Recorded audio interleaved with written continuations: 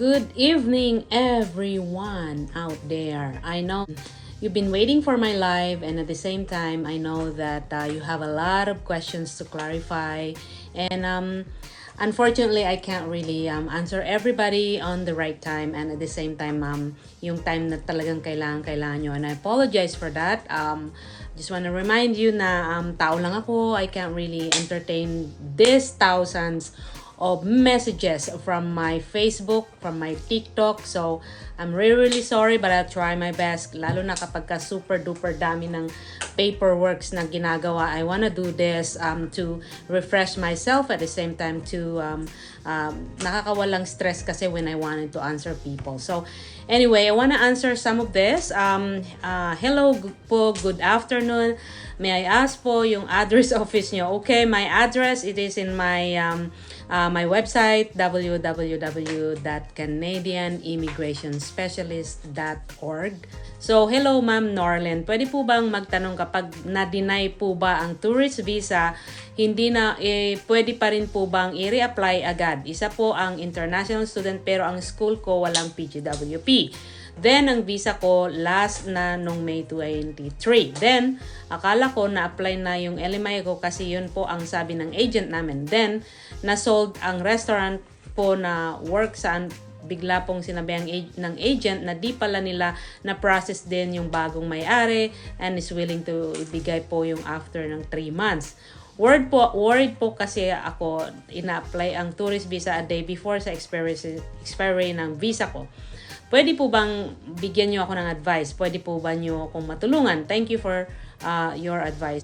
I always tell to everyone, agent and immigration license practitioner or licensed immigration practitioner are completely different. I always want to clarify to everyone that when they call themselves agent, that means they are not allowed to practice immigration law.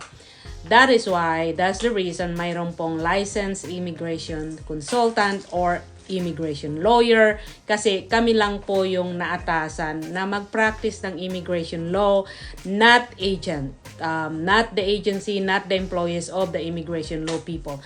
So that's what I'm saying. If I am going to process some immigration or practice immigration law, I always say to everyone that it's me who's directly dealing with you. Hindi po yung agent ko, hindi po yung aking employee. However, I don't deal with agency. Ang dami pong nagsasabi sa akin, can I be your agent? Can I be your agency? Can you be my immigration consultant? But I always turn them down because I don't want na mahaluan kung ano man yung mga plano nila sa buhay. In terms of being an agency, they cannot practice immigration law if you don't have a license. Directly, we should be the one to practice that immigration law or immigration process. So, yeah. So those are the clarification that I always want to tell everyone. Another question, ma'am, pwede po ba akong hold on pa pala. Ito pa pala, meron pa pala. Kung sinabi ng agent na yes, we applied, ask them for a proof. Kasi when you apply for LMIA, you do it online. So when you're starting to do the online application, mag-generate na kaagad ng LMIA number yan. Now, if you can ask them yung LMIA number, pagka-submit ng LMIA, you will gonna be getting an LMIA initial summary ng application ninyo. So, yun ang things na kailangan yung tanungin from the consultant. Now, if it is agency, again, I really hope that agency is using a licensed immigration practitioner. Otherwise, eventually, pag nalaman yan ng government bodies or ng immigration or ng Service Canada that you're dealing with people who are not licensed, it will gonna bounce back to you as an applicant or as a wannabe immigrant dito sa Canada because you're gonna lose your opportunity to come here in Canada. Baka maban pa kayo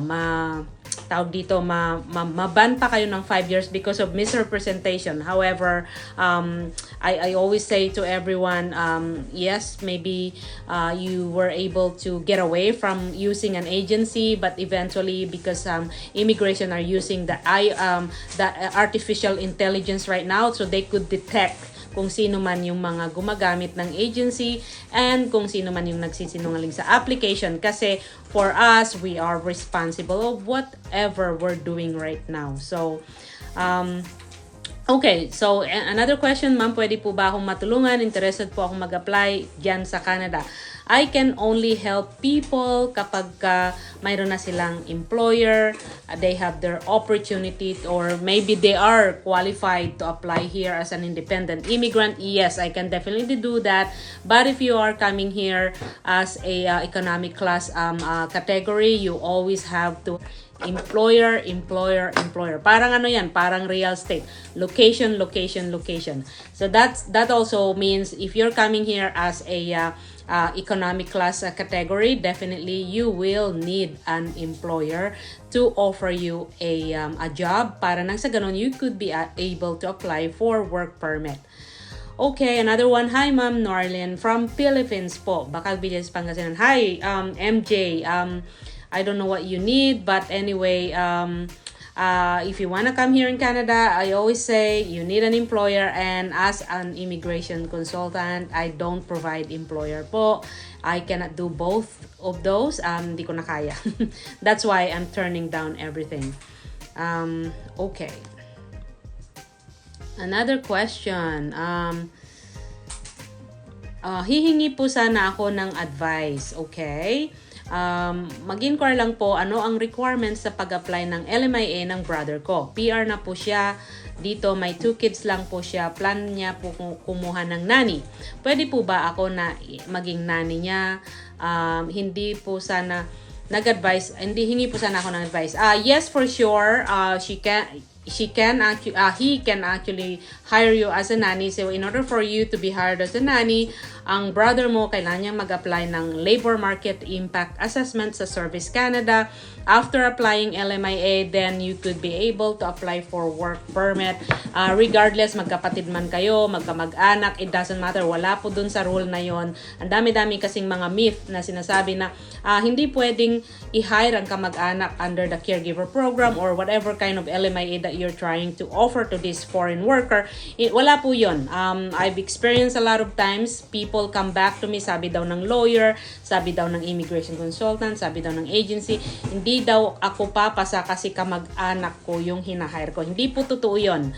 I've experienced many times, I never see it in the rule of immigration law dito sa Canada na kung kamag-anak hindi po pwedeng hire ang kamag-anak under yung mga whatever work permit application that you wanna do. So yes, in order for you to get that work permit, you always need a labor market impact assessment na kailangang i-process doon sa Service Canada. So mind everyone na ang Service Canada are the one who's processing and assessing the employer, and of course once you get that, then immigration will gonna take place by processing your work permit. Then immigration or IRCC will be the one to actually assess naman yung employee or your foreign worker. Okay. Another one, I'm on the Facebook thing. Okay, ang daming may mga question. I'll try my best to actually answer yung mga nasa TikTok account right now, but right now I'm focusing on the Facebook Messenger.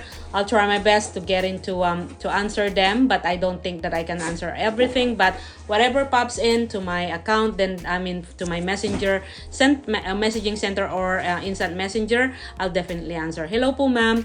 Just want to ask, nag-a-assist kayo ng application for PR, FCA po ako right now dito sa Edmonton. Yes, I do.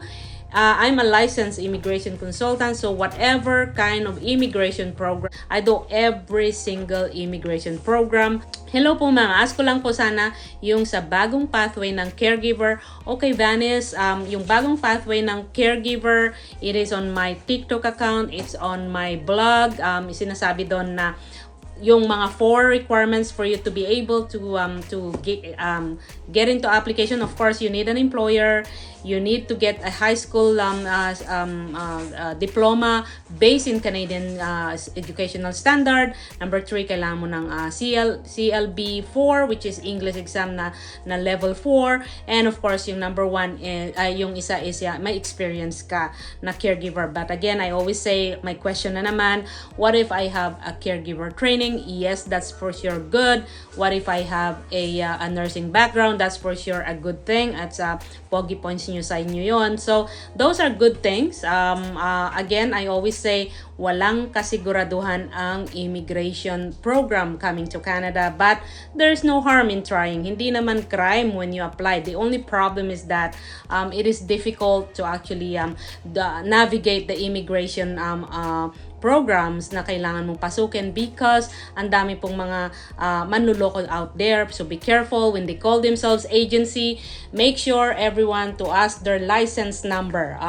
Don't just trust the agency. Agency is supposed to actually connect with immigration law specialists. Hindi po sila pwedeng mag-create ng sarili yung GCK account. Hindi rin sila pwedeng mag-apply on behalf of you guys.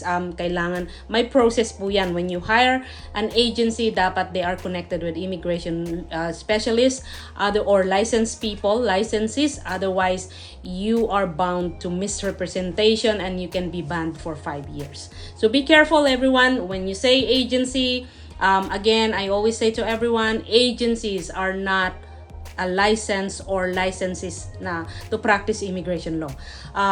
We call ourselves RCIC or immigration consultant. We will never call ourselves agent. Okay, so I always repeat that because I don't want anybody na mapahamak kayo. Again, I only share what I know, and at the same time, I don't have any intention to destroy anybody when I share what I know as an immigration specialist. I really hope na whatever I say, do your due diligence pa rin. Kailangan nyo pa rin ng i-verify yon, i-verify yung mga sinasabi ko. But again, I say what I know as an immigration specialist. So that I say what I experience. It's not because I'm saying it because I want to make money from what I say. So magkaiba yon. I am saying it because I want to inform everyone. And then second thing is that yung mga agency, they're saying something because they want to make money from you. And also I don't want to accept immigration service agreement without the assurance na nakita ko kung qualified ba kayo, kung pwede ba kayo. So, okay. So, yeah. I think so. Yeah. Okay, so another one, ma'am, good afternoon po. Pwede po ba malaman if magkano ang dapat ng income kung kukuha ka ng caregiver? That, Jason, depende kung ilan yung family member ng mag-i-sponsor or ng employer mo. So, kung halimbawa isa lang, at least they have 70K a year na gross income na declared doon sa notice of assessment nila, or Jason, remember, kung hindi po sila qualified sa kanilang notice of assessment income, then you can definitely go to what we call this bank account. So pwede mong paghaluin yun. Okay?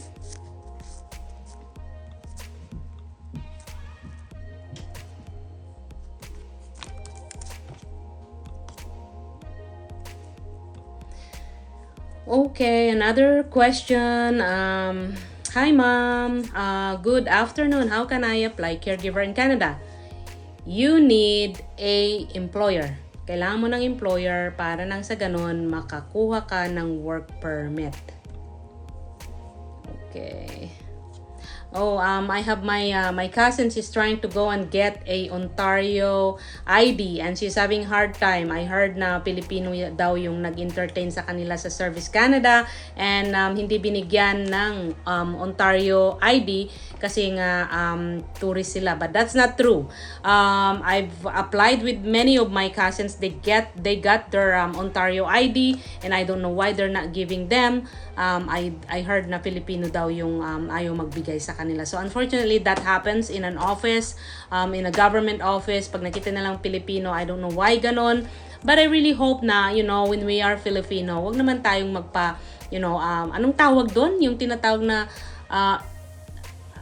feeling entitled, parang ganon. I know I've met a lot of people.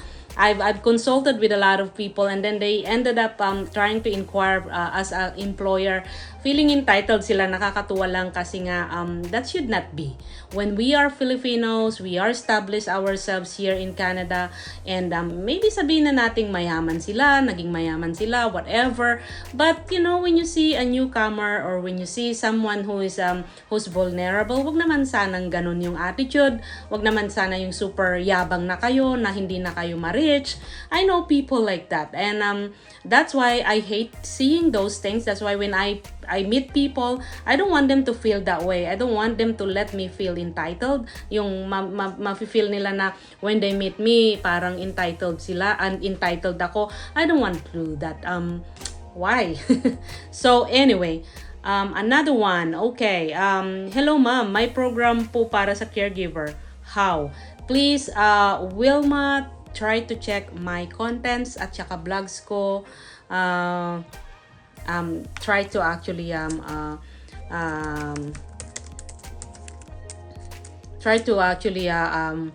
read my or watch my blogs. Okay, so sorry guys, I'm medyo nag-a-answer din ako at the same time at this and then nagbabasa, so medyo hindi ko yata mapagsabay, but I try. Okay, another one. Oh, eto, client ko to, si Rina. Hi there, good morning. Sabi ni Blank sa akin, if gusto ko daw magbantay, okay, I think I'm just gonna answer this. Okay. Keep on sending me the messages, and I'm gonna try to answer yung sa TikTok. I know I'm seeing some information, some questions here, but I'll be in between. I'll try na ma-answeran yung mga questions yung dami. Hello po, ask ko lang po saan po ang office ninyo. I'm from Surrey. Unfortunately, you're too far, Melinda, but my office is in Richmond Hill and Ontario, and also in Keswick, which is in York region. However, if in case you wanna meet me, usually I do remotely. Whatever I say remotely, that's what I'm going to tell you personally, in person. So it's all the same, and dahil napakadami pong consultation in person, if you want me to accommodate you, then feel free to take advantage of the technology, which is remotely. But if you a lot of other people na gusto nila akong i-meet, but they wanna see me in person, I'm glad with that, but I can't really see everyone. If in case that happens, you have to wait for another month in order for me to be able to see you in person. So that's what's going on right now, unfortunately, and I'm sorry for that. I really wish mayroong kagaya ko na pwedeng magsabi ng mga ganito, but nobody. I think there are some other people also who's doing this. So I think I'm not just sure kung gaano na sila. I think there are some other people also who's doing this. So I think I'm not just sure kung gaano na sila katagal now, because I am live.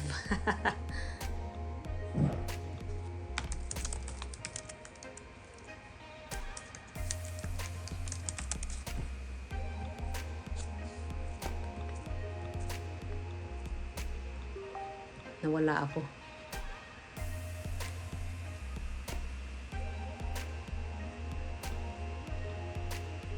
Okay, another one.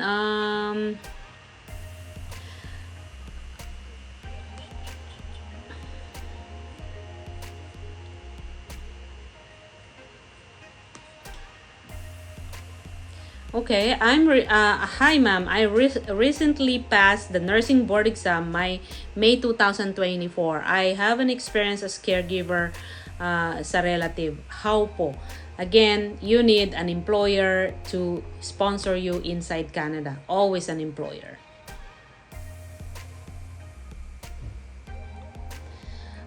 Good day, I just watched about the announcement for caregiver and I am interested po. Wala po bang age limit? Wala naman po. I never heard about age limit in terms of being a caregiver here in Canada. So let me answer the questions here in TikTok. Oh, dami.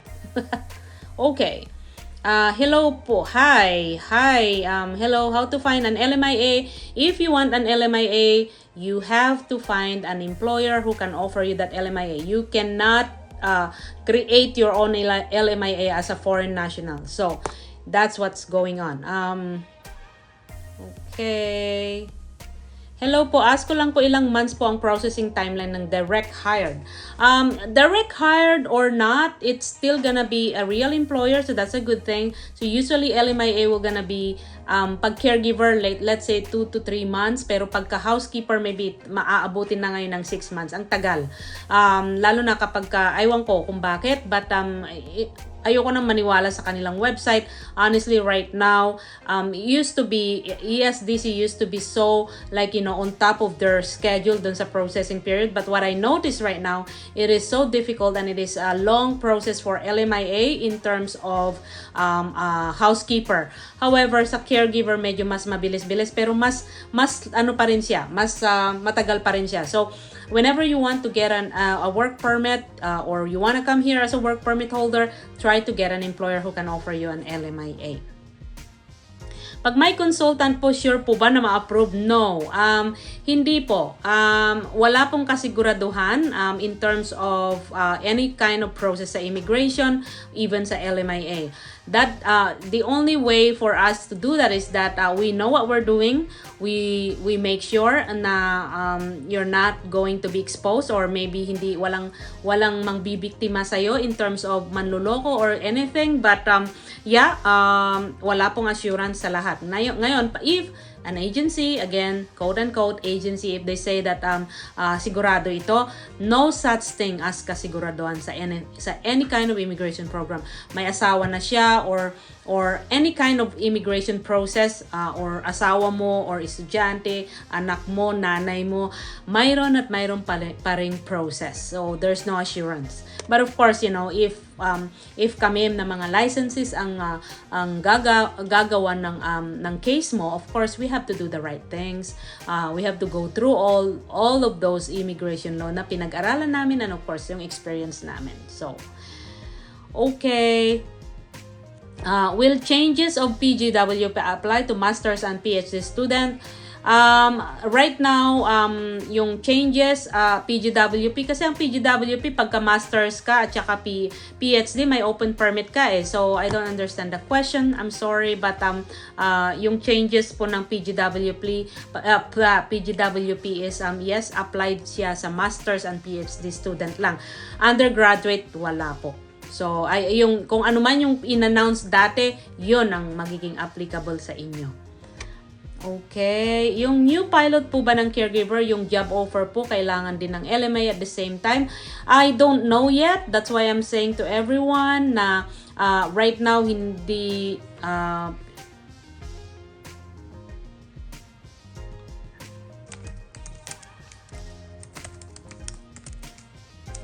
right now, wala pang mga requirements na nilalagay doon. Hindi ko nga alam kung LMIA or job offer yun eh.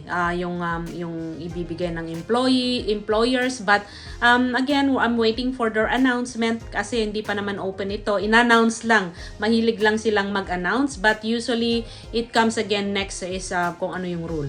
So right now, wala pa akong, hindi pa natin alam nurse expense. Hello ma'am, I'm international student but I'm planning to get LMIA. Good, Aika. You should get that. Yes, it is a good idea. I like that. I always say it to my blog. When you come here as a student, may nag-sponsor sa'yo, huwag kayong mag-i-stop mag-aral. Continue studying while looking for LMIA or an employer. When we say LMIA, that means employer. Okay, so when we say LMIA, that means you're looking for an employer to offer you LMIA. And again, always remember, when you get that LMIA offer, sabihin nyo sa employer, are you going to sponsor me? Sponsor, ayan eh, sabay-sabay yan. Sponsor, LMIA, and then employer. So, parang iisa lang yan, sponsor, LMIA, employer, and then kasi employer yung magpa-assess sa Service Canada.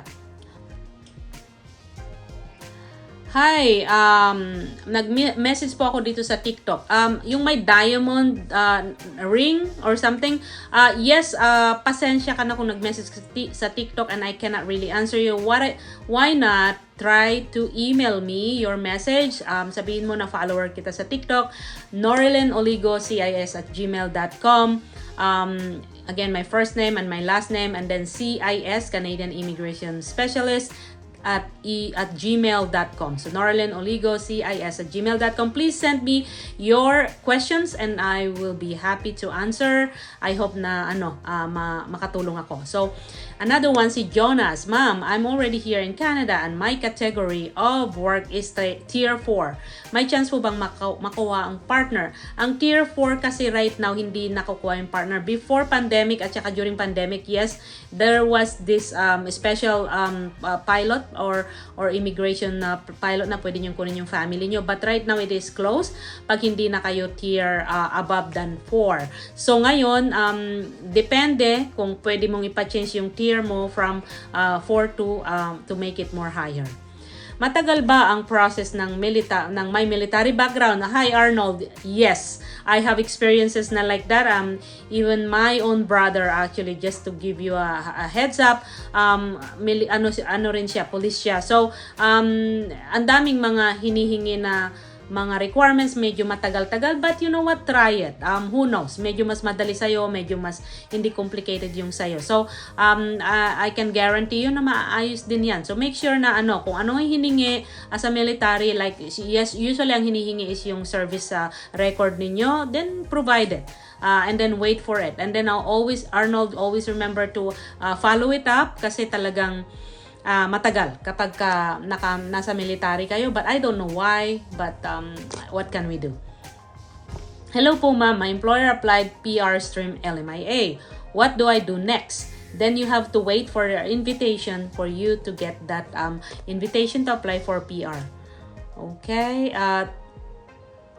okay, true po yun na hire ko sister ko as nanay. Hi Christine, see, totoo yun. Sabi ko nga sa inyo, may mga ibang Pilipino na nagsasabi, they say na, oh, you're my relative, you're my sister, you're my niece. Yung nare-refuse, but that's not because kamag-anak nyo. So, again, I can guarantee you na walang immigration law na hindi nyo pwedeng i-hire ang kamag-anak nyo. So, again, I can guarantee you na, yeah, thank you Christine for that information at saka sharing. Si Arnold, na stock application ko sa security, pero magpapatuloy sa kanila at the same time hindi sila mapapariwara kasi nandyan yung family. Of course, when they are our family, we only wish them the best, right? So yeah, thank you Christine for that information at saka sharing. Si Arnold, na stock application ko sa security screening. Yes, hindi ka nag-iisa Arnold, but always remember to follow it up. Yeah, na-stock talaga yung inyong application because of the security screening, and I don't know why. I really hope that they can do better than whatever they are doing right now sa immigration. Please know also that immigration people, IRCC, are doing their yung best nila to actually change yung from person to computer. So ngayon they're changing, we're in the process of changing. So I'm hoping na one day we're gonna be like mabilisan yung process because they're using computer na ngayon. Sa PGWP po ba walang changes yung requirements sa mga pwedeng makapag-apply? Ang daming changes. Again, go through the immigration site. Nandun lahat yung mga changes. If you have some questions, further questions, pagka nabasa mo na, then I could be able to clarify kung may mga questions ka, email me. Okay? Hi, how much po ang mag-process ng PR? Hindi ko alam kung anong klaseng processing ng PR yan, and hindi ko rin alam kung gaano ka-complicated yung application mo. So, I need to hear out more. Si Louie, ask ko lang kung magagamit ko po ba ang profession ko as teacher para makakuha ng LMIA visitors visa po ako. Ang LMIA po, ang kumukuha niyan is employer. Kayo, since you are a teacher, then you could be able maybe as a nanny. Right now, pwede yon kasi teacher ka ng bata, that means you have an experience, so you can do that nanny. I always inform everyone na special ang nanny, special ang caregiver at saka nanny kasi nga they have a PR or permanent residency pathway. So again, I know your teacher, your nurse, your lawyer, your doctor back in our in outside Canada, but when you come here, you cannot practice kasi regulated profession yung mga yon. You need to upgrade, you need to pass the license sa Canadian licensing. Mag-ask lang po, once po ba na nakapasa na ng application for PR, pwede na pong mag-apply ng open work permit. What? Nakapasa ka na ng PR pero pwede nang mag-apply ng open work permit. That doesn't make sense to me. Kasi pag PR ka na, you can do anything you want. Hindi mo na kailangang mag-apply, hindi ka na magiging work permit. Okay, how much po ang professional fee looking po na help to application under the AOS pathway? Si Chan, I need to know and hear out more about your situation kung qualified ka ba o hindi.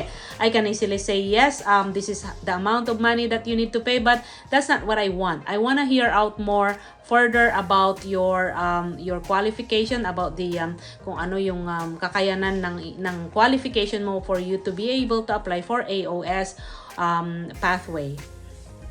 Si Krista, question po, pwede po bang mag-apply ng PR here inside Canada then work while waiting? Kung may work permit ka, yes, pero while you're waiting, you are not allowed to work. So, makakapag-allow ka lang to work when you receive the decision or yung PR mo or yung work permit mo. So, no, you cannot work. Open na po ba ulit ang amnesty for undocumented? Hi, Guy. I really wish na mag-open na, but yun ang naririnig ko ngayon, but it's not yet. It looks like it's a long shot, but who knows, right? So, okay, si Elsa, ma'am, pwede po bang pathway ang housekeeping dito sa Ontario? Yes, you can, but you need an LMIA. You need an employer to give you an LMIA. Hi ma'am, ask ko lang po, contract ko po 40 hours a week pero di po siya umabot ng 4 hours a day. No, you cannot do that. Ngayon, kung license ay kung mayroon ka ng mayroon ka ng contract, mayroon ka ng work permit sa kanila, that means you are legally working with them. First thing is that you have to ask them bakit 4 hours a day ka lang, bakit hindi naaabot at least 30 hours a week. Now, pag hindi naaabot, then the only best option for you is to apply for vulnerable kasi that's an abusive situation. Ngayon, kausapin mo sila na sana i-declare ka man lang kahit 6 hours a day, 30 hours a week kasi yun ang full-time. Kung 4 hours a day, hindi yan full-time. Kahit pa na 7 days a week, that's only 28 hours a day. So, Kat, please, take care of yourself. This is not really a good thing for you kasi hindi mo yan makli-claim na full-time working hour mo when you try to apply for permanent residency eventually. Okay, si Feby, pwede po bang gumawa ng EE profile yung expired PGWB but waiting for positive LMI? Yes, you can still try to do that. Yeah, you can definitely do that. There's no harm in trying. Si Den, nagpo-process po kayo ng sponsorship. I do process LMIA. LMIA sponsorship is for either asawa ini-sponsoran or employer ini-sponsoran. What kind of sponsorship then?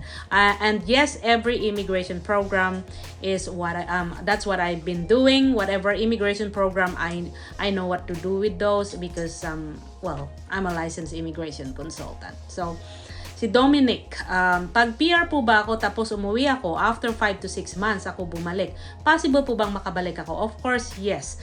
If you are a permanent resident, Dominic, here in Canada, you have 5 years na validity ng inyong ng PR mo. Now, you go home, in and out, kahit na dire-diretso or paputol-putol ng 2 years, you can go home. 3 years dito ka sa loob ng Canada, then that 2 years you can be outside Canada, and yes, you can still come back. Make sure na when you come back, you have your PR card. Okay? Now, nag-process po ba kayo ng PR? Yes, I do. Madam, I have a question po regarding the caregiver entry to Canada and then can apply for PR. Anong question po?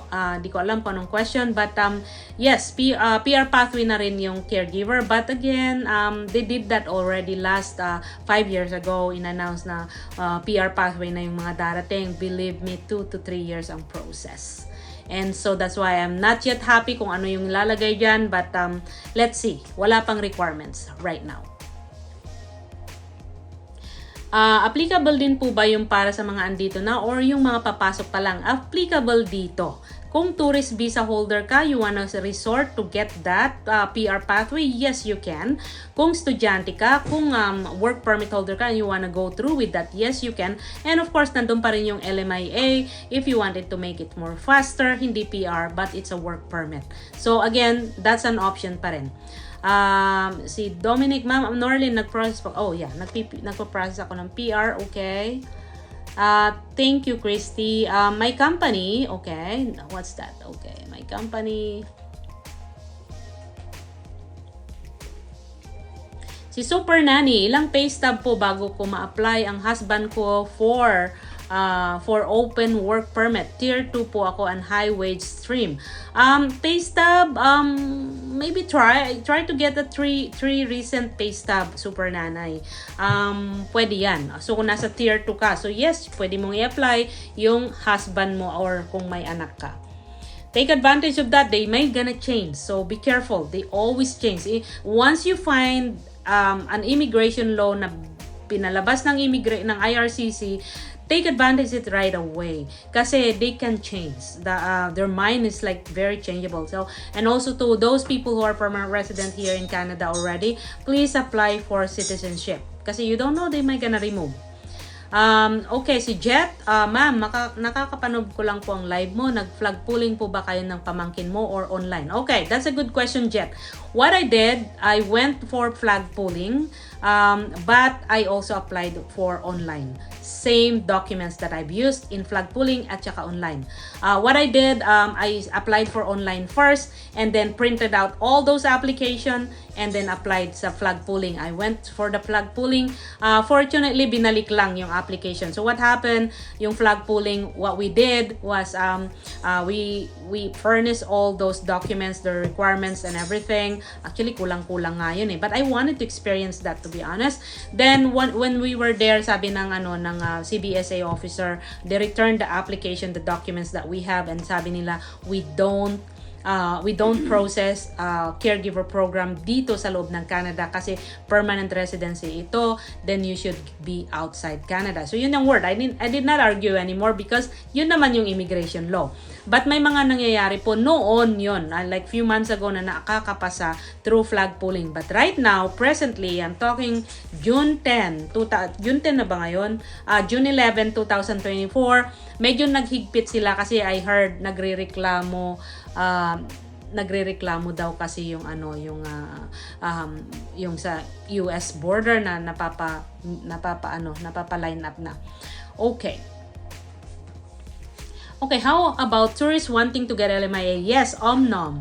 You can get an LMIA from an employer to sponsor you, and then you can change that from being tourist to work permit with the LMIA. You cannot change your tourist visa status without an LMIA. LMIA means from an employer, sila ang magpo-process to sponsor you to get that, to offer you a job, and that is through the LMIA.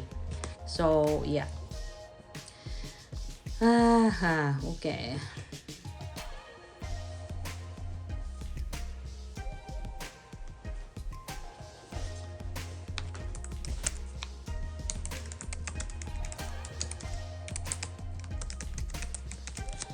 Okay, another one.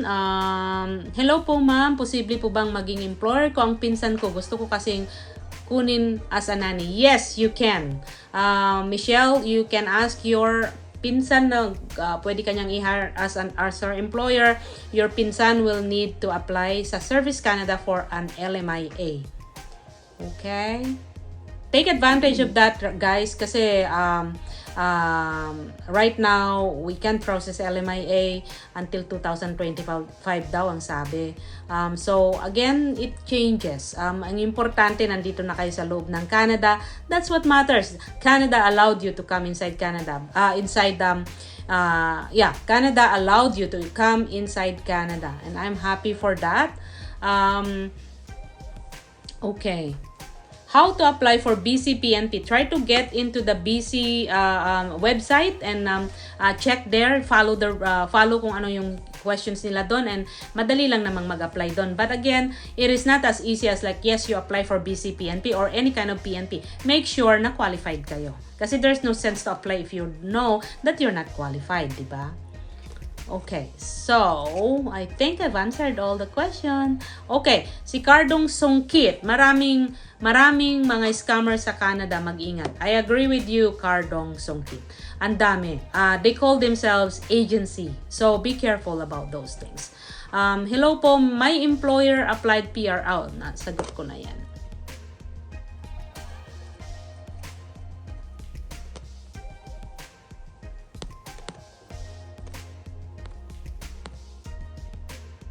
Okay, so high school graduate lang ma'am at 48 years old din po. Hi Mama Jo. If you are high school graduate, try to assess your CELTIP or WES kasi kailangan ang high school graduate, ibig sabihin high school graduate ka based inside Canada. Based yung sa qualification na high school inside Canada. So, again, yung mga foreign credential nyo, they don't entertain that. Immigration want to see yung WES nyo or IQAS na sila yung naatasan or third party na pwedeng magbigay sa inyo ng assessment if you are a high school graduate or whatever things na assessment ng mga WES at saka IQAS. So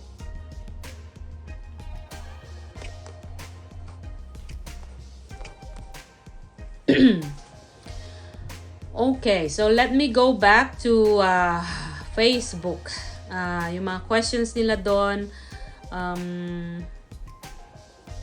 Si Rizalyn, hi ma'am, how to reach out to you po? Please email me norlenooligocis@gmail.com.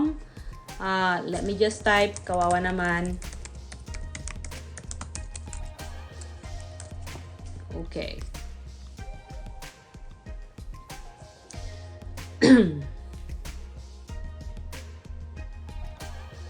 Okay, si Mary Rose, I mean how to enroll and join the program. You have to go through the school. Hindi po kami.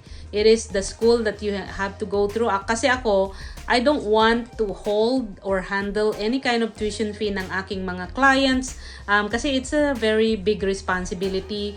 And at the same time, I always ask yung estudyante to pay dun sa school directly. There are people who did that.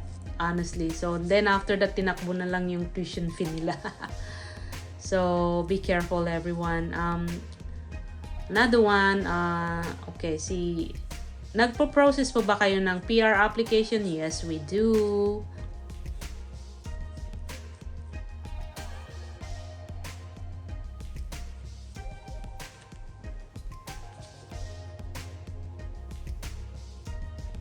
Hi ma'am, LMIA po ako ngayon and working po as a housekeeper. May pathway po ba for PR? Right now, unfortunately, Isa or Elsa, wala pong pathway ng PR ang housekeeper. But, watch out, maybe it will gonna change. Again, maintain your status. Hi ma'am, currently student po ako. May option po ba kayo para makuha ko ang husband ko? Well, kung estudyante ka, that means you can apply for open permit para sa husband mo. I don't know kung anong klaseng pathway ka ng estudyante, kung sa bago ba or sa change, na-apply ba sa'yo sa mga changes na bago na as a student, I don't know. Can I take a course like medical lab tech even I'm close work permit holder under HCCP? You can take it if it is less than 6 months. If it is more than 6 months, then you need to ask for a student permit. Hospital cleaner po ako. Prep, most of my job functions are included as a tier 33102. Pwede po bang mag-PR? Anong tier 33102? Kung hospital cleaner ka, I have no idea kung anong job description mayroon ka. I need to know more. Okay. Hi, open work permit po turning 1 year, healthcare field. After 1 year of experience, pwede na po ba akong mag-AOS? Yes, you can. Please consider your educational background as well. Consider your English exam. Kailangan mo yun. Ana Banana. I like your name, Ana Banana. Hi, ma'am. Tourist po. Extending my stay while waiting for PR stream LMIA. Very good. You have to maintain your status and you have to extend your status. Hi, ate. Ask ko lang po mag-already apply na sa federal. Saan po makikita ang status DIY kasi ako. You need to create a GCK account. Then you connect that file number that you have, ililink mo yon in order for you to see your status. However, if you don't see it, you can call Immigration or IRCC 1-888-242-2100. Pag OINP Foreign Worker Stream, need po ba talaga ng 2 years experience? Yes. You need that. Before it was 1 year, but right now, depende kasi dun sa sa kanilang requirements at saka sa timing. Ma'am, kahahire lang ng asawa ko sa Early Childhood Education Assistant. Yes, I think that's tier 3 or maybe tier 2. I think tier 3. So if your question is, wala ka namang question, but if you're thinking na pwede kanyang i-apply na open permit, yes, you can try. Pwede na kayang mag-apply for PR, government funded yung childcare. Doesn't matter government funded or any kind of other job, that's still your job and you are getting your salary, right? So doesn't matter. Can I have a student permit and working as HCCP at the same time? You can apply for a student permit, you can try, but before they give that opportunity to everyone, pero right now, I believe, para sa akin I would recommend to focus on your HCCP kasi 1 year lang eh. Full-time, pwede ka na mag-apply ng PR eventually. Then, makakapag-aral ka na. Pag nakuha mo yung PR mo, pwede kang mag-OSAP. So, you don't need to pay a lot of money. When the LMI results are out po, pwede po bang mag-apply ng both PR and work permit? Or work permit lang? Work permit lang po. Ang LMIA is only work permit kapag ka HCCP, not unless you're applying for express entry. But again, that's a different level of applying for PR again. But when you get the LMIA as under caregiver or as a nanny, you can only apply for work permit. Wala pang PR. Once you completed 1 year as a nanny or as a caregiver, kasi yun yung I'm talking about those position kasi yun ang may PR pathway, then you could be able to apply for permanent residency application. Okay. Hi, hello po ma'am. Ano po ba ang pwedeng i-enroll dito pag ikaw ay dentistry graduate sa Pinas? I guess if you are dentistry graduate, hindi ko alam kung anong status mo, you can apply for dentist assistant or directly dentistry. But for me, I would recommend na dentist lab assistant ka muna para nang siguro kumikita ka na while you are pursuing your dentistry. Maganda yan. But again, kailangan may status ka, kailangan you're allowed to study. Hindi basta-basta, kung tourist visa ka, you can never get into studies without the approval from the immigration. May mga rules na kailangan mong i-follow. Okay. As a teacher po, registered early childhood po ako sa Ontario, okay? Well, yung difference ng AOS is Alberta stream at saka CEC. PR application both, but they have both tawag dito, they have different requirements. So, make sure to go and log in dun sa website ng AOS, and then sa CEC Canada Experience Class, at least naka 1 year ka na nag-work doon. They have both, they have different qualification, but they are both permanent residency application.